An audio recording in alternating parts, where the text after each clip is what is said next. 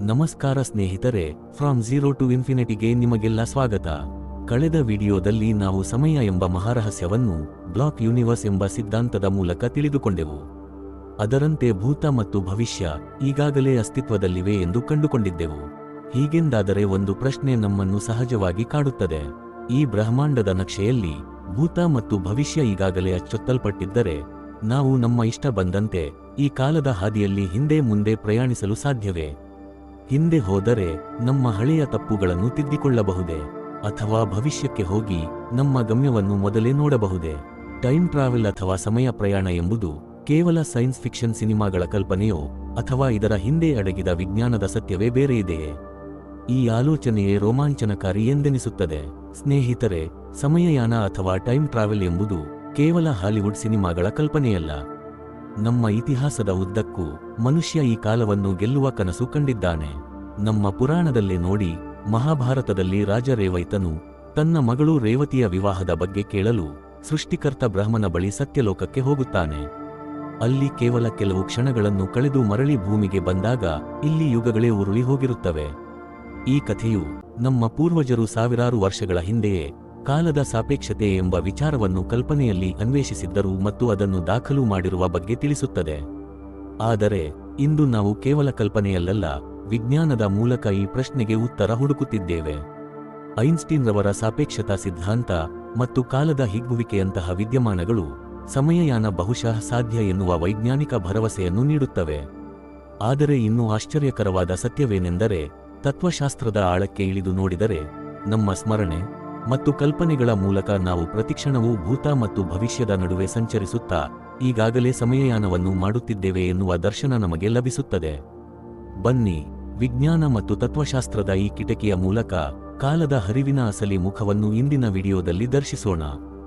ಅಧ್ಯಾಯ 1: ವೇಗ ಮತ್ತು ಗುರುತ್ವಾಕರ್ಷಣೆಯ ಮಾಯೆ. ಸ್ನೇಹಿತರೆ, ನಾವು ಭೂಮಿಯ ಮೇಲೆ ಕುಳಿತಾಗ ಸಮಯ ಎಲ್ಲರಿಗೂ ಒಂದೇ ರೀತಿ ಸಾಗುತ್ತಿದೆ ಎಂದು ನಂಬುತ್ತೇವೆ. ಸರ್ ಐಸಾಕ್ ನ್ಯೂಟನ್ ರವರು ಕೂಡ ಹಾಗೆಯೇ ನಂಬಿದ್ದರು. ಅವರ ಪ್ರಕಾರ ಸಮಯ ಎಂಬುದು ಸಂಪೂರ್ಣ, ಸಾರ್ವತ್ರಿಕ, ಬ್ರಹ್ಮಾಂಡದಲ್ಲಿ ಎಲ್ಲಿಯೂ ಯಾವಾಗಲೂ ಒಂದೇ ರೀತಿ ಹರಿಯುವ ನದಿಯಂತೆ. ಆದರೆ 1905ರಲ್ಲಿ ಭೌತಶಾಸ್ತ್ರಜ್ಞ ಆಲ್ಬರ್ಟ್ ಐನ್ಸ್ಟೀನ್ ರವರು ಈ ನಂಬಿಕೆಯನ್ನೇ ಬುಡಮೇಲು ಮಾಡಿದರು. ಅವರ ವಿಶೇಷ ಸಾಪೇಕ್ಷತಾ ಸಿದ್ಧಾಂತದ ಪ್ರಕಾರ ಸಮಯ ಎಂಬುದು ಸಂಪೂರ್ಣವಲ್ಲ, ಅದು ಸಾಪೇಕ್ಷ. ಅಂದರೆ ನಾವು ಎಷ್ಟು ವೇಗವಾಗಿ ಚಲಿಸುತ್ತೇವೆಯೋ ಮತ್ತು ಎಷ್ಟು ಬಲವಾದ ಗುರುತ್ವಾಕರ್ಷಣೆಯ ಕ್ಷೇತ್ರದಲ್ಲಿರುತ್ತೇವೆಯೋ ಎಂಬುದರ ಮೇಲೆ ಸಮಯದ ಹರಿವು ಬದಲಾಗುತ್ತದೆ. ಇದು ಕೇವಲ ಗಣಿತದ ಸಮೀಕರಣವಲ್ಲ, ಇದು ಪ್ರಯೋಗಗಳ ಮೂಲಕ ಸಾಬೀತಾದ ವೈಜ್ಞಾನಿಕ ಸತ್ಯ. 1971ರಲ್ಲಿ ಭೌತಶಾಸ್ತ್ರಜ್ಞರಾದ ಜೋಸೆಫ್ ಹ್ಯಾಫಲ್ ಮತ್ತು ರಿಚರ್ಡ್ ಕೀಟಿಂಗ್ ರವರು ಒಂದು ಅದ್ಭುತ ಪ್ರಯೋಗ ಮಾಡಿದರು. ಅವರು ಅತ್ಯಂತ ನಿಖರವಾದ ಅಟಾಮಿಕ್ ಗಡಿಯಾರಗಳನ್ನು ವಾಣಿಜ್ಯ ವಿಮಾನಗಳಲ್ಲಿ ಇಟ್ಟು ಭೂಮಿಯನ್ನು ಸುತ್ತು ಹಾಕಿದರು. ಅವರು ಮರಳಿ ಬಂದಾಗ ಕಂಡ ಸತ್ಯ ವಿಸ್ಮಯಕಾರಿಯಾಗಿತ್ತು. ಭೂಮಿಯ ಮೇಲಿದ್ದ ಗಡಿಯಾರಕ್ಕೆ ಹೋಲಿಸಿದರೆ ವಿಮಾನದಲ್ಲಿದ್ದ ಗಡಿಯಾರಗಳು ನ್ಯಾನೋಸೆಕೆಂಡ್ಗಳಷ್ಟು ವಿಭಿನ್ನ ಸಮಯವನ್ನು ತೋರಿಸಿದವು. ಇದರಿಂದ ವೇಗದಿಂದ ಚಲಿಸುವವರಿಗೆ ಸಮಯ ವಿಭಿನ್ನವಾಗಿ ಹರಿಯುತ್ತದೆ ಎಂದು ಸಾಬೀತಾಯಿತು. ಅದೇ ರೀತಿ 2015-16ರಲ್ಲಿ ಅಮೆರಿಕಾದ ಗಗನಯಾತ್ರಿ ಸ್ಕಾಟ್ ಕೆಲ್ಲಿ ಅಂತಾರಾಷ್ಟ್ರೀಯ ಬಾಹ್ಯಾಕಾಶ ನಿಲ್ದಾಣದಲ್ಲಿ 340 ದಿನಗಳನ್ನು ಕಳೆದರು. ಆ ಸಮಯದಲ್ಲಿ ಅವರ ಅವಳಿ ಸಹೋದರ ಮಾರ್ಕ್ ಕೆಲ್ಲಿರವರು ಭೂಮಿಯ ಮೇಲೆ ಇದ್ದರು. ವಿಜ್ಞಾನಿಗಳು ಈ ಅವಕಾಶವನ್ನು ಬಳಸಿಕೊಂಡು ಅವಳಿಗಳ ಮೇಲೆ ಅಧ್ಯಯನ ಮಾಡಿದರು. ಅದರ ಫಲಿತಾಂಶ ಎಲ್ಲರಿಗೂ ಅಚ್ಚರಿಗೊಳಿಸಿತು. ಅದೇನೆಂದರೆ, ಸ್ಕಾಟ್ ಕೆಲ್ಲಿ ತನ್ನ ಸಹೋದರನಿಗಿಂತ ಸುಮಾರು 5 ಮೈಕ್ರೋಸೆಕೆಂಡ್ ಕಿರಿಯರಾಗಿದ್ದರು.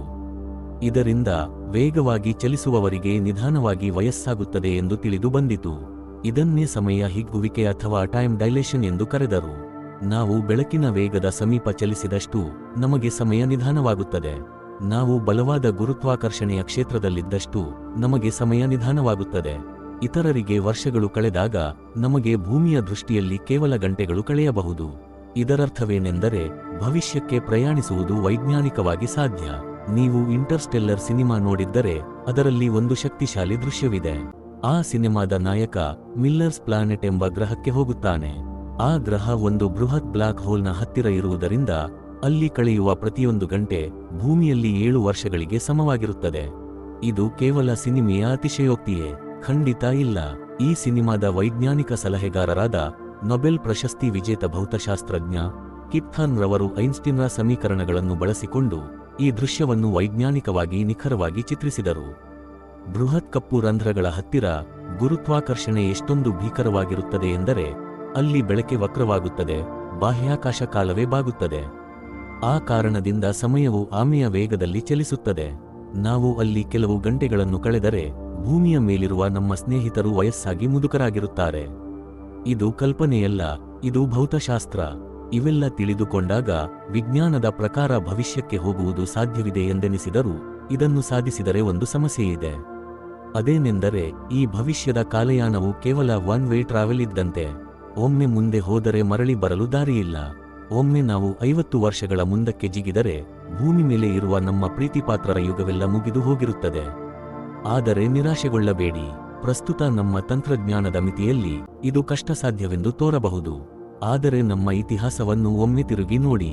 1903ರವರೆಗೂ ಮನುಷ್ಯ ಆಕಾಶದಲ್ಲಿ ಹಾರುವುದು ಅಸಾಧ್ಯ ಎಂದು ಎಲ್ಲರೂ ನಂಬಿದ್ದರು. ರೈಟ್ ಬ್ರದರ್ಸ್ ವಿಮಾನದ ಕನಸು ಕಂಡಾಗ ಜಗತ್ತು ನಕ್ಕಿತ್ತು. ಆದರೆ ಇಂದು ಇಡೀ ವಿಶ್ವವೇ ವಿಮಾನಗಳ ಮೂಲಕ ಸಂಪರ್ಕ ಹೊಂದಿವೆ. 50 ವರ್ಷಗಳ ಹಿಂದೆ ಇಂಟರ್ನೆಟ್, ಸ್ಮಾರ್ಟ್ಫೋನ್, ಎಐ ಎಲ್ಲವೂ ಕಲ್ಪನೆ ಮಾತ್ರ ಆಗಿತ್ತು.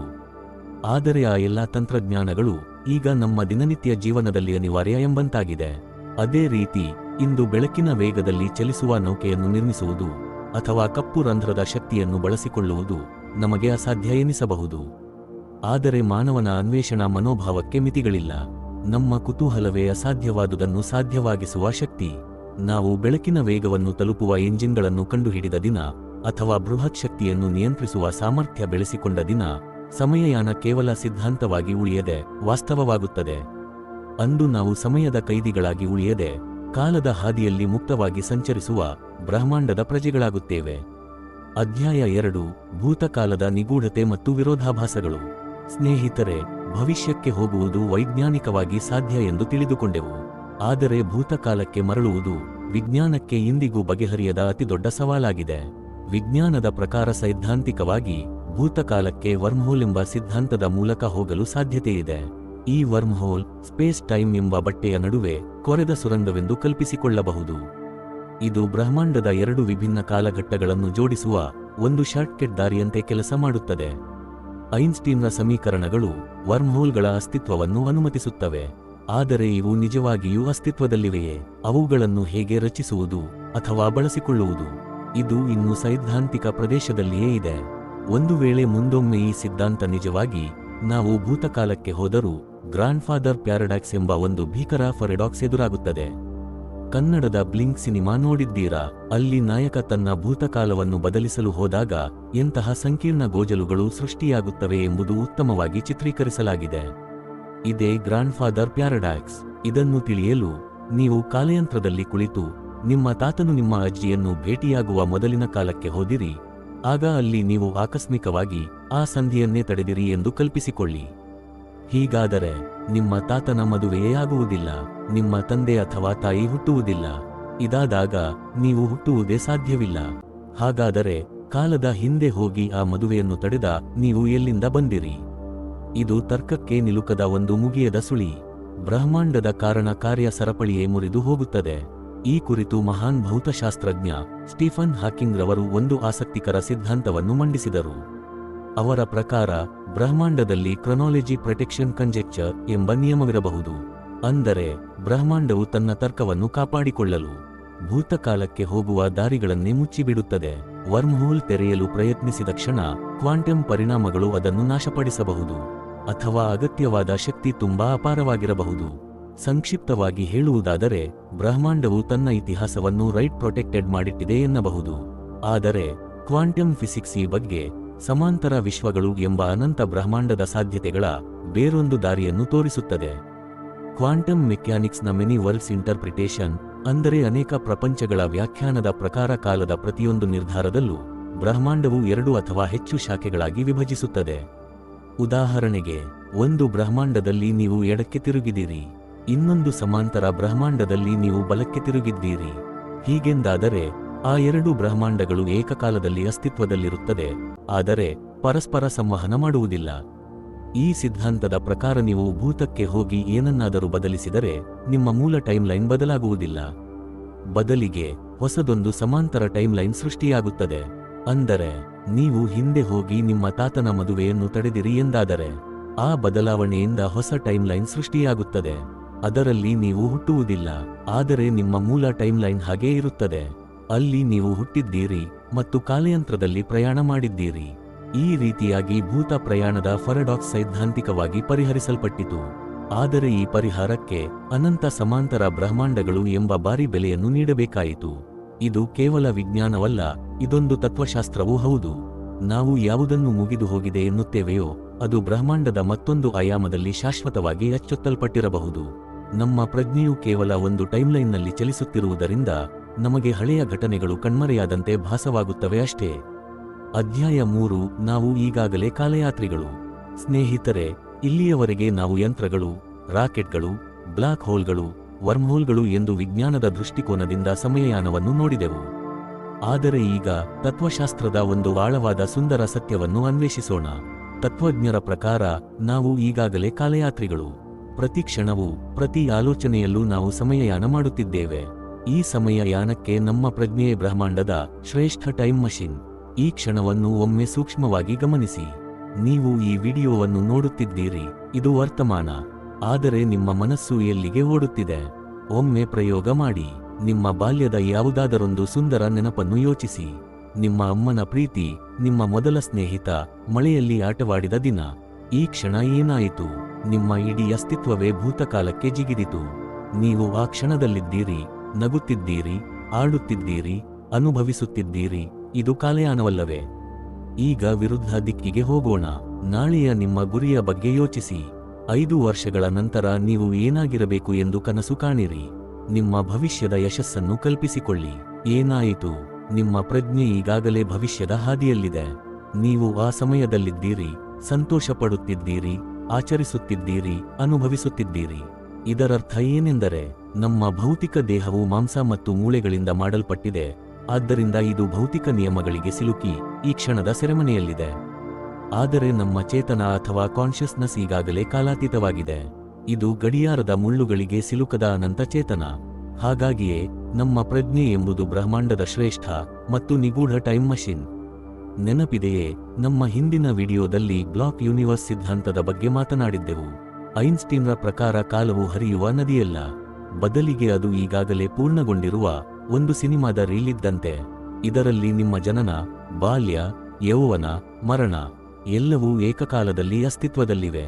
ನಾವು ಯಾವುದನ್ನು ಈಗ ಅಥವಾ ವರ್ತಮಾನ ಎಂದು ಕರೆಯುತ್ತೇವೆಯೋ ಅದು ಕೇವಲ ಆ ಸಿನಿಮಾದ ರೀಲ್ ಮೇಲೆ ಬೀಳುತ್ತಿರುವ ಪ್ರೊಜೆಕ್ಟರ್ನ ಬೆಳಕು ಮಾತ್ರ.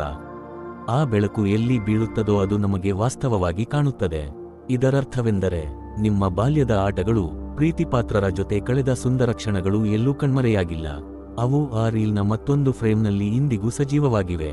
ನಮ್ಮ ಮೆದುಳು ಕಾಲ ಎಂಬ ಭ್ರಮೆಯನ್ನು ಸೃಷ್ಟಿಸುತ್ತದೆ, ಆದರೆ ನಮ್ಮ ಒಳಗಿರುವ ಆ ಸಾಕ್ಷಿ ಪ್ರಜ್ಞೆಗೆ ಯಾವುದೇ ಮಿತಿಗಳಿಲ್ಲ.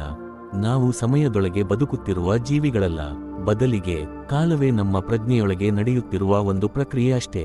ಕಾಯಾಸ್ ಥಿಯರಿಯ ಬಟರ್ಫ್ಲೈ ಎಫೆಕ್ಟ್ ಪ್ರಕಾರ ಇಂದು ನಾವು ಮಾಡುವ ಒಂದು ಸಣ್ಣ ಬದಲಾವಣೆ ನಮ್ಮ ಭವಿಷ್ಯದ ದಿಕ್ಕನ್ನೇ ಬದಲಿಸಬಲ್ಲದು. ತತ್ವಶಾಸ್ತ್ರದ ದೃಷ್ಟಿಯಲ್ಲಿಯೂ ಕೂಡ ನಮ್ಮ ಪ್ರತಿಯೊಂದು ಒಳ್ಳೆಯ ಆಲೋಚನೆಯು ನಮ್ಮನ್ನು ಸುಂದರ ಭವಿಷ್ಯದ ಕಡೆಗೆ ಕೊಂಡೊಯ್ಯುವ ಇಂಧನ. ನಮ್ಮ ಪ್ರತಿಯೊಂದು ನಿರ್ಧಾರವು ಟೈಮ್ಲೈನ್ನ ಶಾಖೆಯಂತೆ. ನಮ್ಮ ಪ್ರತಿಯೊಂದು ಕೃತಿಯು ನಾವು ಬಯಸಿದ ಬದುಕಿನ ಕಡೆಗೆ ರಿಯಲ್ ಟೈಮ್ ಕಾಲಯಾನವಾಗಿದೆ. ತತ್ವಶಾಸ್ತ್ರದ ಈ ಸತ್ಯ ನಮಗೆ ಕಲಿಸುವುದೇನೆಂದರೆ, ನಾವು ಯಾವುದನ್ನು ಮುಗಿದು ಹೋಗಿದೆ ಎಂದು ಮರುಗುತ್ತಿದ್ದೇವೋ ಅದು ಕಳೆದು ಹೋಗಿಲ್ಲ. ನಾವು ಯಾವುದನ್ನು ಬರಲಿದೆ ಎಂದು ಆತಂಕಪಡುತ್ತಿದ್ದೇವೋ ಅದು ಈಗಾಗಲೇ ಸಿದ್ಧವಾಗಿದೆ. ಈ ಕ್ಷಣದಲ್ಲಿ ಪೂರ್ಣವಾಗಿ ಜಾಗೃತವಾಗುವುದೇ ನಿಜವಾದ ಸಮಯಯಾನ. ಏಕೆಂದರೆ ಆ ಜಾಗೃತಿಯಲ್ಲಿ ನಾವು ಕಾಲವನ್ನು ಮೀರಿ ನಿಲ್ಲುತ್ತೇವೆ.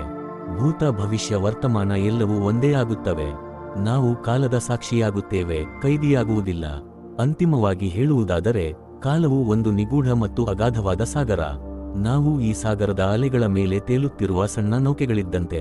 ಈ ವಿಡಿಯೋದಲ್ಲಿ ನಾವು ನೋಡಿದಂತೆ ಟೈಮ್ ಟ್ರಾವೆಲ್ ಮಾಡಲು ನಮಗೆ ಬೆಳಕಿನ ವೇಗದ ರಾಕೆಟ್ ಸಿಗುತ್ತದೋ ಅಥವಾ ಬ್ಲಾಕ್ ಹೋಲ್ ಎಂಬ ಕಾಲದ ಸುಳಿಗೆ ನಾವು ಇಳಿಯುತ್ತೇವೋ ಗೊತ್ತಿಲ್ಲ. ಆದರೆ ಒಂದು ಸತ್ಯವಂತೂ ಸ್ಪಷ್ಟ, ನಮ್ಮ ಪ್ರತಿಯೊಂದು ಜಾಗೃತ ಆಲೋಚನೆಯು ಒಂದು ಕಾಲಯಾನವೇ ಸರಿ. ನಮ್ಮ ಈ ಭೌತಿಕ ದೇಹವು ಸೆಕೆಂಡಿಗೆ 1 ಸೆಕೆಂಡ್ನಂತೆ ಭವಿಷ್ಯದ ಕಡೆಗೆ ಸಾಗುತ್ತಿದೆ. ಆದರೆ ನಮ್ಮ ಪ್ರಜ್ಞೆ ಮಾತ್ರ ಶೂನ್ಯ ಮತ್ತು ಅನಂತದ ನಡುವಿನ ಸೇತುವೆಯಾಗಿದೆ. ನಾವು ಸಮಯದ ಮಿತಿಯಲ್ಲಿ ಕಳೆದು ಹೋಗುವ ಅವಶ್ಯಕತೆ ಇಲ್ಲ, ಏಕೆಂದರೆ ನಾವು ಈ ಬ್ರಹ್ಮಾಂಡದ ಅಖಂಡ ಸಮಯದ ಒಂದು ಅವಿಭಾಜ್ಯ ಭಾಗ. ಕೊನೆಯಲ್ಲಿ ಒಂದು ವೇಳೆ ನಿಮಗೆ ಈ ಕ್ಷಣವೇ ಭೂತಕಾಲಕ್ಕೆ ಹೋಗುವ ಅವಕಾಶ ಸಿಕ್ಕರೆ ನಿಮ್ಮ ಬದುಕಿನ ಯಾವ ಒಂದು ಘಟನೆಯನ್ನು ಬದಲಿಸಲು ಬಯಸುತ್ತೀರಿ? ಈ ನಿಮ್ಮ ಕುತೂಹಲಕಾರಿ ಅನಿಸಿಕೆಗಳನ್ನು ತಪ್ಪದೇ ಕಾಮೆಂಟ್ನಲ್ಲಿ ಹಂಚಿಕೊಳ್ಳಿ. ವಿಡಿಯೋ ಇಷ್ಟವಾಗಿದ್ದರೆ ಒಂದು ಲೈಕ್ ಮಾಡಿ ಮತ್ತು ಬ್ರಹ್ಮಾಂಡದ ಈ ಅನಂತ ಪ್ರಯಾಣದಲ್ಲಿ ನಮ್ಮ ಜೊತೆಗೂಡಲು from zero to infinity channel ಅನ್ನು ಈಗಲೇ ಸಬ್ಸ್ಕ್ರೈಬ್ ಮಾಡಿ.